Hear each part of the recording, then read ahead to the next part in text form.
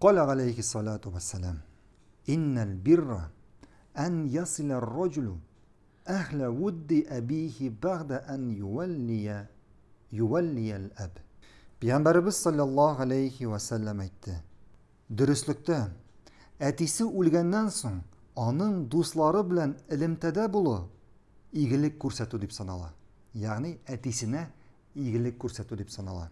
Хадиснең мәгънәсе әгәр мәсәлән бер кешенең әтисе үлгәннән соң әгәр ул әтисе яраткан, әтисе дус булган, әтисе элемтәдә булган кешеләр белән элемтәне үзми икән, шулай ук аларга тиешле хөрмәт күрсәтә икән, бу дагын әти кешегә игелек күрсәтү дип санала. Игелек күрсәтү дип санала. Абдулла ибн Умар ибн Хаттабның улы бер вакыт үзенең ишәгендә барганда күрә очрата юлда бер авыл кешесен, бедуинны очрата, авыл кешесен. Һәм аны очратканнан соң туктап аңа үзенең ишәген бирә һәм башындагы чалмасын салып бирә. Кешеләр әйтәләр: "Нигә алай эшләдең?" дип әйтәләр, күргән кешеләр. "Нигә алай эшләдең?" дип сорыйлар аннан. Абдулла ибн Умар әйтә: "Минем әти аны ярата иде" ди. Ул әтинең дусты иде ди. Һәм шуңа күрә ул аңа үзенең ишәген бирә һәм башындагы чалмасын салып бирә. Шулай ук Пәйгамбәрбез саллаллаһу алейхи ва салламның хатыны Хадиджа. Пәйгамбәрбезнең иң яраткан хатыны иде.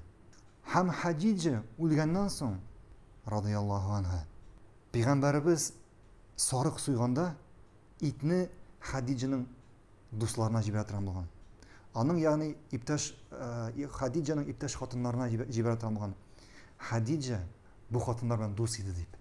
Хадиджа бу хатыннарны хөрмәт итә иде дип, аларга дагы ит бүлеп җибәрә торган булган Пәйгамбәрбез саллаллаһу алейхи ва саллям. Әйтик, син бер кешене яратасың ди. Һәм шулай ук син шул яраткан кешеңнең яраткан кешеләрен яратсаң, менә бу мәхәббәтнең тулы чагылышы була. Әниеңне яратасың ди. Әгәр шулай ук әниеңне яратканда син әниең яраткан кешеләрне яратсаң, менә бу инде яратуның тулы чагылышы була. Шулай ук хатыныңның яраткан кешеләрен.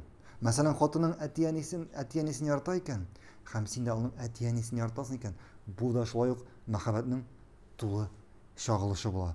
Аңладыңызмы? Ислам дине, әгәр дә без игътибар итсак, менә без бүген сезнең белән 406 хадис укыйбыз. Исегезгә төшерегез, күпме без хадис укыдык? Әдәп, әхлак, ярату, кешеләр арасында булган муамәлә, гаиләдә, әти-әни арасында, туганнар арасында, һәм башкасы, күршеләр арасында, һәм башкасы. Күпме без укыдык хадисләр игелек турында, яхшы мөнәсәбәт турында, ярату турында. Ислам дине искиткеч гаҗәеп дин. Искиткеч гаҗәеп дин. Аллаһ кешеләргә бер нәрсәне дә җиткермичә калдырмаган.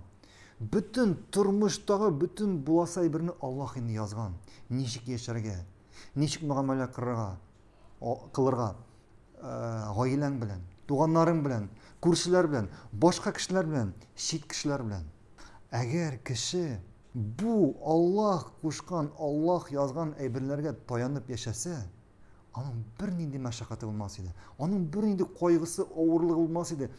Гомумән кешеләр арасында, туганнары арасында булсынмы, гаиләсе арасында булсынмы, алар арасында мәшәкатьләр, проблемалар чыкмас иде. Кешеләр дус яшәрләр иде. Бер-берсен аңлап, бер-берсенең хакын үтәп, бер-берсен кыерсып яшәрләр иде.